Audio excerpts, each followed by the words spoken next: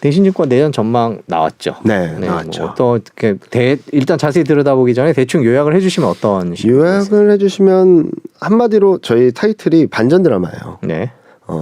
안 좋아지면 안 좋아질수록 좋아질 게 많아진다. 좀 당황스러우실 수도 있는데 네. 무슨 말씀을 드리냐면 경제가 더 안 좋아짐으로 인해서 변하는 것들이 시장에는 좀 더 긍정적인 변화를 이야기할 것이다 라는 얘기거든요. 첫 번째로는 경기 침체다 아니다의 논란을 벗어나서 네. 경기가 지금보다 더 안 좋아지게 된다면 진짜로 경기 침체가 일정 부분 가시화된다면 뭐가 변할까를 생각을 하는 거죠. 물가는 생각보다 빨리 떨어지겠죠. 경기는 안 좋은데 물가가 떨어진다. 연준이 통화 정책이 좀 완화적으로 갈 수 있는 시점이 좀 앞당겨지겠죠. 지금 시장 컨센은 내년 5월, 6월을 지나면서 금리 인상 멈출 거라는 전망인데 그게 좀 앞당겨질 수 있겠죠.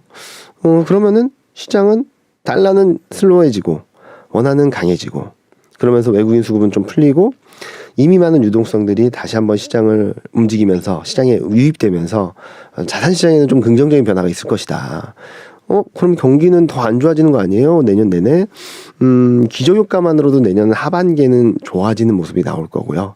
그러니까 올해 하반기가 워낙 안 좋았으니까. 그리고 내년 1분기, 2분기까지 안 좋을 거니까. 네. 그러면은 자연스럽게 내년 2분기를 저점으로 경기는 턴어라운드하는 모습들을 보여줄 거고 경기 사이클도 좀 비슷합니다. 네. 21년 7월이 고점이었거든요. 경기 선행지수가. 그러면은 한 2년 사이클인데 23년 7월 전후는 바닥이 나올 수 있지 않을까.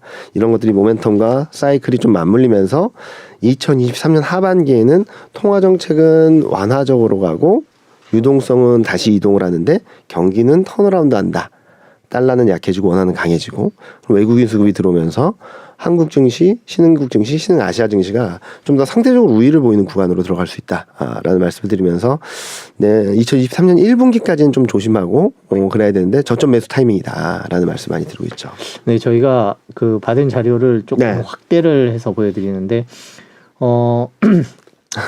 저게 떨어졌다가 올라간다 이제 그런 식의 얘기군요. 보면 저점을 그럼 언제로 보고 계십니까? 2023년 1분기 정도로 보고 있습니다. 1분기군요. 그때 코스피 기준으로 하면 저희가 하단을 2050으로 제시드리고 있는데 원래 2050이라고 말씀하셨던 것 같은데 7월 예전에도 7월 때부터 그게 바뀌지는 않은 거고요. 바뀌지는 않은 건데 지금 그러면 왜 올라갔다가 왜 다시 떨어져야 되냐? 네.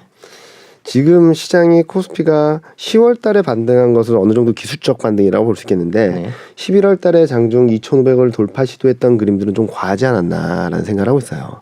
그때는 왜 그렇게 올라갔다고 보고 계세요? 첫 번째로는 경기가 나빠질 건 다 알아. 근데 우리가 걱정했던 만큼 나쁘진 않을 것 같아. 그럼에도 불구하고 23년 하반기에는 금리 인하할 거야. 이 두 가지 컨셉이 있었다라고 생각하거든요. 근데 뭐 기자님도 아시겠지만 이 두 가지는 성립할 수 없습니다. 경기가 괜찮으면 23년 하반기에 금리 인하는 없습니다. 23년 하반기에 바로 금리 인하를 하려면 경기가 굉장히 안 좋아져야겠죠.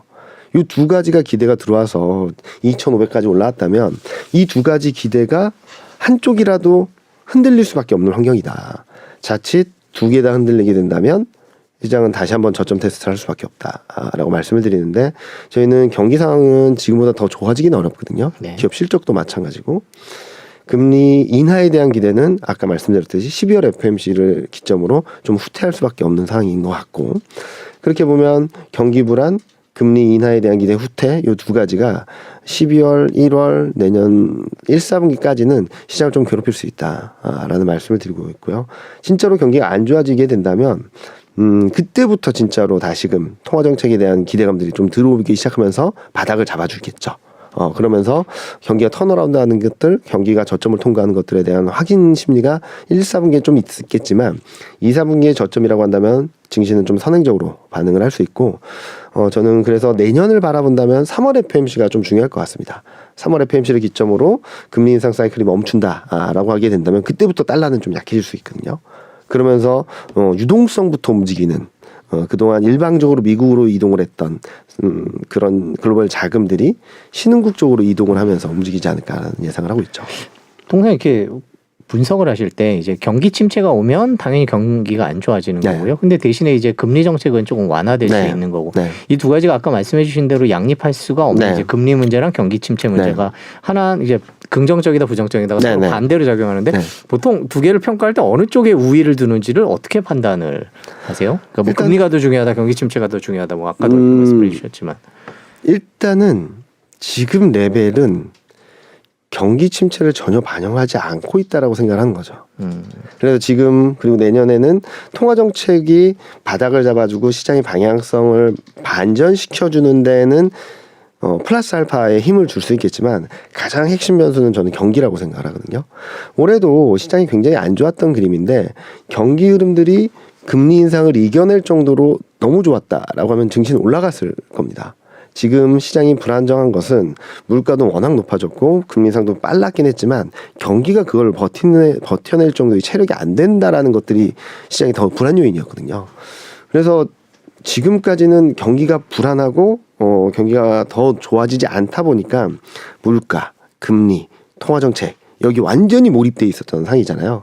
근데 거기에 대한 흐름들이 아마 일단락 되게 되는 시점이 아마 저는 12월 FMC 전후가 되지 않을까 하는 생각을 하고 있고 앞으로 바라봐야 될 것은 경기 흐름. 경기가 더 나빠지면 나빠질수록 반전의 포인트를 제공해줄 통화정책이 조금 도와주긴 하겠지만 결국 시장의 방향성을 잡아가는 것은 펀더멘탈이다라는 말씀을 드리고 있고요. 그런 흐름들이 바닥을 통과하는 시점은 저희는 2023년 2분기 정도가 되지 않을까라는 예상을 하고 있어서 1분기 중에 바닥 통과 가능성을 열어놓고 있죠. 그럼 1분기, 2분기에 바닥이 올 것이다. 네. 주식시장 그럼 우리나라 기준인가요? 미국 기준인가요? 아니면 둘 다? 한국 기준이라고 보시면 좋을 것 같아요. 미국은 어떤가요? 미국은 조금 더 시간이 걸릴 것으로 미국은? 생각을 하고 있습니다. 왜냐면은 과거 흐름을 본다면 장기 하락 추세에서 바닥을 잡는 과정에 있어서 한국이 조금 선행했고요. 짧으면은 뭐 한 달, 길면은 한 6개월 정도 선행을 하게 됐고요. 특히 이번에는 한국은 그리고 신흥 아시아 쪽은 21년 6월 달에 증시 고점이 나왔습니다. 네. 미국은 작년 말까지 사상 최고 챙진을 했었죠. 그런 시차가 존재하기 때문에 저는 한국, 중국, 뭐 신흥 아시아, 아세안 지역들이 좀 먼저 바닥을 잡지 않을까라는 생각을 하는 거고 금융위기 때를 생각을 하시면 돼요. 코스피는 급락한 이후에 반등을 했다가 이 저점보다 높은 수준의 바닥을 잡고 올라갔는데 미국 증시는 급락 이후 반등했다가 이 저점을 깨고 내려가서 바닥을 잡았거든요. 네. 요런 좀 차이가 있지 않을까 내년에도 그렇게 생각을 하고 있습니다.